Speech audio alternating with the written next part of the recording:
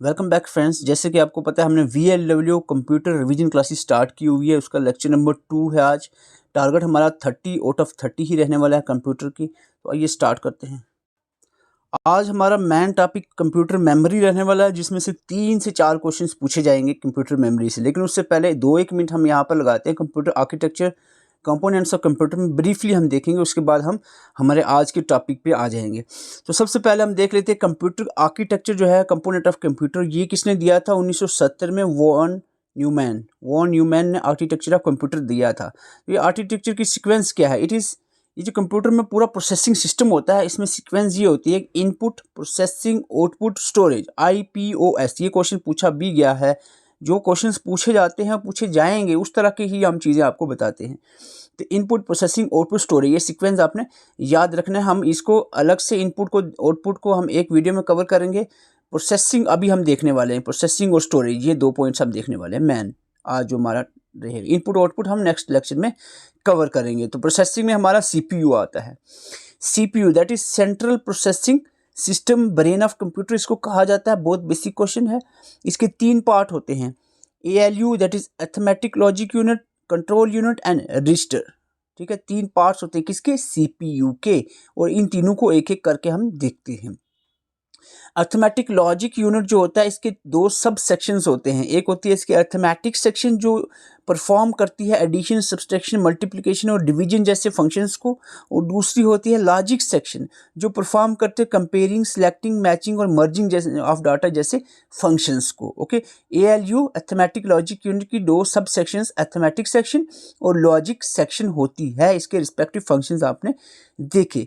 Control unit बहुत important है क्योंकि ये कोऑर्डिनेट करता है इनपुट और आउटपुट डिवाइसेस ऑफ कंप्यूटर को। इनपुट और आउटपुट डिवाइसेस को कोऑर्डिनेट करने का काम कौन करता है? Control unit. This is the man point about the control unit. इसमें और ज़्यादा पढ़ने की कोई ख़ास ज़रूरत नहीं है। रजिस्टर जो है, रजिस्टर इज़ वेरी इंपॉर्टेंट। बहुत सारे एस्पिरेंट कंफ्यूज रहते हैं रजिस्टर में। रजिस्टर सबसे फास्टेस्ट है या कैश मेमोरी? तो मैं बता दूं आपको, जो रजिस्टर है CPU के अंदर जो होता है, ये सबसे फास्टेस्ट मेमोरी होती है। ओके, फास्टेस्ट मेमोरी यही होती है। हाँ, अगर ऑप्शन में रजिस्टर नहीं है और कैश मेमोरी ऑप्शन में दिया हुआ है, तो वही फास्टेस्ट रहेगी, कैश ही। ठीक है, ये ऑप्शन पे ही डिपेंड करेगा। तो आज का हमारा, मैंने पहले ही कहा था, आज का हमारा जो मेन टॉपिक है दैट इज़ कंप्यूटर मेमोरी है। तो यही स्टार्ट करते हैं हम कंप्यूटर मेमोरी को। कंप्यूटर, बहुत ध्यान से सुनेंगे, 10 मिनट ही लूँगा आपके सिर्फ। लेकिन कंप्यूटर मेमोरी से 3 से 4 क्वेश्चन हर एग्ज़ाम में आते हैं। और जब 30 नंबर का एग्ज़ाम हो, तो पेपर में कंप्यूटर हो, तो 4 क्वेश्चन आप समझ लो कंप्यूटर मेमोरी से ही होंगे। ध्यान से सुनना है चीज़ों को, एक एक पॉइंट जो मैं बोलूँगा वो आपको याद रखना है। जो मैं कहूँगा वेरी इंपॉर्टेंट, याद करना है उसी वक्त। कंप्यूटर मेमोरी को अलग अलग तरह से क्लासीफाई किया गया, लेकिन जो मोस्ट पॉपुलर क्लासिफिकेशन है वो है computer memory is classified into 3 types. Primary memory, जिसको मैन मेमोरी भी कहते हैं, सेकेंडरी मेमोरी, और तीसरा आता है कैश मेमोरी। ओके, ये 3 टाइप्स होती हैं कंप्यूटर मेमोरी की। इन तीनों को हम एक एक करके जो है पढ़ने की कोशिश करेंगे। सबसे पहले हमारी आ जाती है primary memory. Okay, primary memory की डेफिनेशन क्या है? Primary memory holds only those data in instructions which the computer is currently working. जिस डाटा पे करंटली कंप्यूटर वर्क कर रहा है, वही डाटा जस्ट होल्ड करेगी। कौन? Primary memory. एक पॉइंट हो गया। दूसरा मोस्ट इंपॉर्टेंट पॉइंट है कि ये वोलाटाइल इन नेचर है। That means it has limited capacity and data is lost when power is switch off. इसका मतलब क्या है? Data is lost when power is switch off, it means it is volatile memory. ठीक है, ये आपको volatile और नॉन वोलाटाइल पूछा जा सकता है। It is volatile in nature, primary memory. Okay, it generally made up of semiconductor devices से बनी होती है। Memory is not as fast as register से स्लो होती है। अदरवाइज सेकेंडरी मेमोरी से तो ये फास्ट ही होती है, लेकिन रजिस्टर जो होता है ना, उससे ये स्लो होती है। रजिस्टर जो होता है CPU के अंदर की मेमोरी होती है। Data and instruction required to be process resides in the main memory. जो अभी प्रोसेस करना होता है वो मैन मेमोरी में रहता है। It is divided into 2 categories या 2 sub types, that is RAM and ROM. जो मैन मेमोरी है ना, ये वोलाटाइल नेचर में है और इसकी 2 सब टाइप है, दैट इज रैम एंड रोम। अब रैम एंड रोम को हम एक एक करके देखते हैं। जो रैम है, इसकी भी सब टाइप्स होंगे, ध्यान से समझना है। इतनी बड़ी क्लासिफिकेशन नहीं है कि आप इसमें कंफ्यूज हो जाओ। रैम जो है that is random access memory, और ये क्वेश्चन पूछा गया था, it is read and write दोनों, रीड राइट मेमोरी होती है। ओनली रीड जो होती है वो रोम होती है, ये रीड राइट मेमोरी होती है that allows CPU to read as well as write data and instruction into it. Okay, ये बात पहला पॉइंट क्लियर है। रैम जो होती है random access memory used for temporary storage. Temporary storage मतलब इसका समझिए ये वोलाटाइल है, इट इज़ वोलाटाइल, यानी जब लाइट चलेगी तो डाटा लॉस, इसका मतलब है temporary storage of input data, output data and intermediate data. कोई सा भी डाटा हो लेकिन ये वोलाटाइल है, दैट इज टेम्परेरी स्टोरेज है रैम। क्लियर, रैम टेम्परेरी है। इसको फर्दर डिवाइड किया जाता है रैम को दो टाइप्स में, that is dram and SRAM, that is dynamic RAM and static RAM. Dynamic और स्टैटिक में डिफरेंस समझना। डायनामिक रैम जो होता है it is made up of memory cells, इसमें मेमोरी सेल्स होते हैं और हर एक मेमोरी सेल जो होता है each cell is composed of capacitor and transistor. ये एक थोड़ा एडवांस क्वेश्चन पूछा गया था 1-2 साल पहले एग्जाम में कि जो कैपेसिटर और ट्रांजिस्टर दोनों किस में होते हैं, ड्रेम में। जो SRAM होता है ना, SRAM ये जो नीचे दूसरी टाइप है, SRAM में कैपेसिटर नहीं होते, ये सिर्फ ट्रांजिस्टर्स होते हैं इसमें, ये डिफरेंस याद रखना। Okay, dram must be refresh. दो डिफरेंस इसमें इसी सिंपल में बोलूँगा, कुछ नहीं, इसमें दो डिफरेंस याद रखना। नंबर 1 कि ये इसमें नंबर 1 पॉइंट क्या है, इसमें नंबर 1 पॉइंट याद रखना है कि इसमें कैपेसिटर और ट्रांजिस्टर दोनों होते हैं इसकी मेमोरी सेल में। दूसरा पॉइंट होता है इसको रिफ्रेश करना पड़ता है कंटिन्यूसली, ठीक है। दूसरी तरफ स्टैटिक रैम में आपको बताऊं मल्टीपल ट्रांजिस्टर होते हैं, कैपेसिटर नहीं होता है, पहला पॉइंट। दूसरा पॉइंट है कि इसको रिफ्रेश करने की ज़रूरत नहीं है, it is often used as cache memory की तरह ही यूज़ होती है as a high speed. SRAM is more expensive. तीसरा पॉइंट भी ऐड कर लो, जो DRAM होता है स्लोवर भी होती है, लेस एक्सपेंसिव भी होती है, ऑक्यूपाई लेस स्पेस। लेकिन स्टैटिक रैम जो है ये मोर एक्सपेंसिव होती है और ये फास्टर भी होती है as compare to dynamic RAM. Clear, I hope RAM आपके लिए क्लियर हो गया होगा। RAM random access memory. ROM पे आ जाते हैं। प्राइमरी मेमोरी की दो टाइप्स थी, रैम एंड रोम। रैम हमने देखी, रोम की अब हम बात करने जा रहे हैं। ROM that is read only memory, नाम से पता चल रहा है रीड ओनली मेमोरी, राइट नहीं है। It is non volatile, this is important point. हालांकि ओवरऑल में प्राइमरी, अगर ओवरऑल आपको पूछे जाए ना, प्राइमरी ये वोलाटाइल है, लेकिन इसमें जो इसकी दो टाइप में रोम है ना, ये इसकी एक्सेप्शन है। इस करेक्टरिस्टिक जो इसका एक करेक्टरिस्टिक है ना वोलाटाइल वाला प्राइमरी मेमोरी का, वो यहाँ पर फॉलो नहीं होगा रोम के अंदर। ये कंफ्यूज बिल्कुल भी नहीं होना है, एक्सेप्शन है इस केस में। ओके, तो रोम जो है ये नॉन वोलाटाइल। नॉन वोलाटाइल का मतलब वो परमानेंट, यानी लाइट चली भी जाए तो डाटा लॉस नहीं होगा। Does not loss its content when power is switched off. Clear, it is non volatile. ROM जो है नॉन वोलाटाइल है। ROM has only read capacity, no write capability. Okay, ये भी क्लियर हो गया। रोम की फर्दर टाइप्स 3 हैं जो आपको अभी बताता हूँ एक एक करके। 3 टाइप्स है रोम की, that is PROM, EEPROM, double EEPROM। ठीक है, सबसे पहले प्रोम देख लेते हैं। प्रोम होता है प्रोग्रामेबल रोम, प्रोग्रामेबल रीड ओनली मेमोरी। ये भी नॉन वोलेटाइल है, डेफिनेटली उसकी टाइप है तो नॉन वोलेटाइल होगी। प्रोम में यह है कि हैज़ बीन प्रोग्राम्ड, इस content can never be change. जो प्रोग्राम किया है इसमें कंटेंट वो चेंज नहीं होगा प्रोम में। लेकिन ये जो दो टाइप्स हैं EEPROM एंड डबल EEPROM, इसमें डाटा इरेज किया जा सकता है। Erasable programmable read only memory जो है ना EEPROM, इसमें डाटा इरेज किया जा सकता है to exposure, by exposure to ultraviolet lights. Ultraviolet light के एक्सपोजर में रखकर इसको इरेज किया जा सकता है। किसको? EEPROM को, इरेजेबल प्रोग्रामेबल रोम को। लेकिन जो डबल EEPROM है दैट इज इलेक्ट्रिकली इरेजेबल, जो प्रोग्रामेबल रोम है, इसको ये डाटा जो है इलेक्ट्रिकली, नाम से ही पता चल रहा है इलेक्ट्रिकली इरेज किया जाएगा। जो खाली इरेजेबल है ना, इसमें अल्ट्रावायलेट लाइट याद रखना, जो इलेक्ट्रिकली है तो इलेक्ट्रिकली ही। और एक बात और याद रखना, जो डबल EEPROM है इसमें बायोस भी इसको मिलेगा हो। It is commonly used for holding the BIOS. BIOS होता है बेसिक इनपुट आउटपुट सिस्टम, जो बूटिंग प्रोसेस के काम आता है, कंप्यूटर के स्टार्टअप के प्रोसेस के काम आता है। आपको पूछा जाए कि कंप्यूटर के स्टार्टअप में कौन सी मेमोरी इन्वॉल्व रहती है, तो वो रोम रहती है। अगर इन डिटेल और पूछा जाए तो डबल रोम की डबल EEPROM टाइप जो है वो इसमें रिस्पॉन्सिबल रहती है। और डीप पूछा जाए तो बायोस रिस्पॉन्सिबल रहता है बूटिंग के लिए। किसके लिए? बूटिंग में स्टार्टअप प्रोसेस, जो कंप्यूटर स्टार्ट होता है। और बूटिंग दो तरह की होती है, वार्म एंड कोल्ड। कोल्ड होती है जो जब कंप्यूटर बंद पड़ा है, तो उसको ऑन करोगे तो वो जो बूटिंग प्रोसेस होगा, स्टार्टअप प्रोसेस चलेगा, वो होता है कोल्ड बूटिंग। वार्म बूटिंग होता है जब कंप्यूटर चल रहा है, आपने सिर्फ रीस्टार्ट किया है, एक रीस्टार्ट आपको होता है, रीस्टार्ट करते हो थोड़ा बंद हुआ फिर से वापस स्टार्ट हो गया, तो ये इसको वार्म बूटिंग कहते हैं। ओके, अब ये थी आपकी primary memory. I don't think कि इसमें कोई आपको डाउट रहा हो प्राइमरी मेमोरी में। प्राइमरी मेमोरी में कोई कन्फ्यूजन है तो बता दे। प्राइमरी मेमोरी में हमने देखा प्राइमरी में रैम एंड रोम।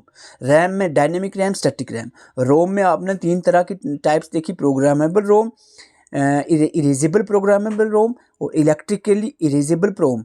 तो सेकेंडरी पे हम आ जाते हैं। सेकेंडरी का सबसे पहला इंपॉर्टेंट पॉइंट है कि इसको ये नॉन वोलाटाइल मेमोरी है। इसको एक्सटर्नल, परमानेंट, एक्सटर्नल, ये नॉन वोलाटाइल कहते हैं, ठीक है। Permanent, external, non volatile memory. Non volatile है कि डाटा लॉस नहीं होगा, लेकिन स्पीड की बात करें, it is slower then the main memory. Man memory से स्लोअर। अगर मेमोरी की स्पीड की हम सीक्वेंस देखें ना, सबसे टॉप पे रजिस्टर आता है, दूसरे नंबर पे कैश मेमोरी, फिर मैन मेमोरी, फिर सेकेंडरी मेमोरी। सेकेंडरी सबसे लास्ट पे आती है।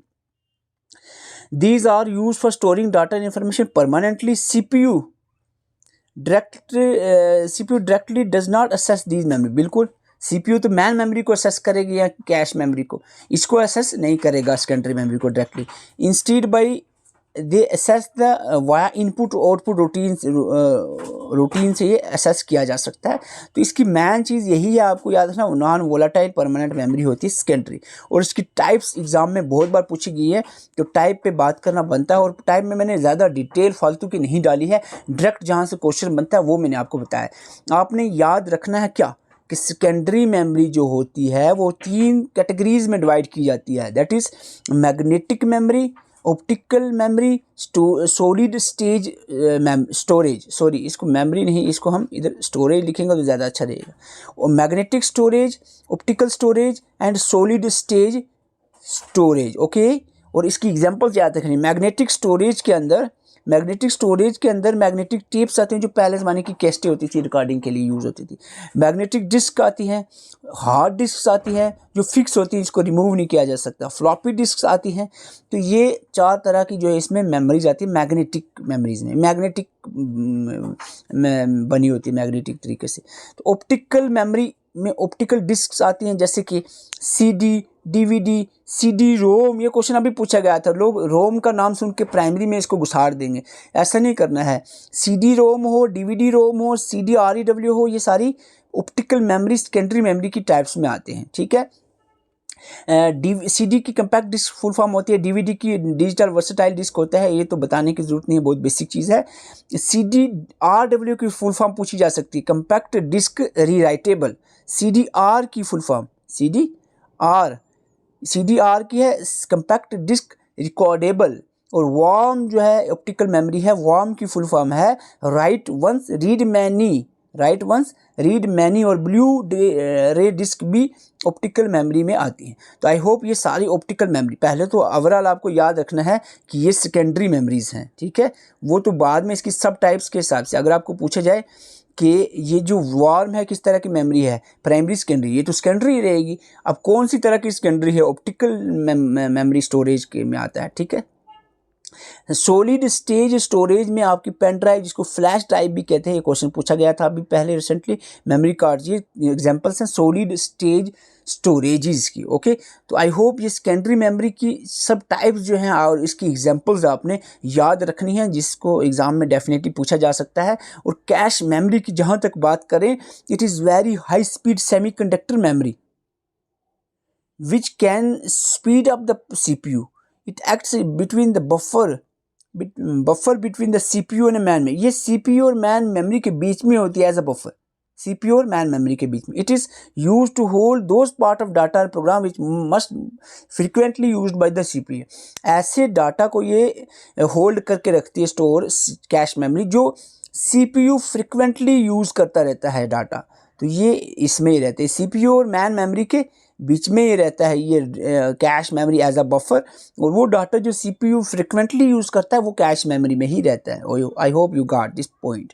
तो ये इंपॉर्टेंट चीज़ें हैं। The part of data program transfer from the disk to the cache memory by operating system from where the CPU can access them. तो ये सिंपल सी है कैश मेमोरी। तो आई होप जिस मेमोरी की जो आपको मैंने चीज़ें बताई हैं, इसके अलावा एक और पॉइंट ऐड करूँगा मैं। कंप्यूटर मेमोरी पे भी क्वेश्चन पूछा जाता है, तो इसको 12 आपको आता होगा, लेकिन फिर भी जल्दी से मैं इसको बता देता हूँ। अगर आपको पूछा जाए बाइनरी नंबर क्या होता है, बाइनरी क्या होता है, बाइनरी होता है 1 बिट।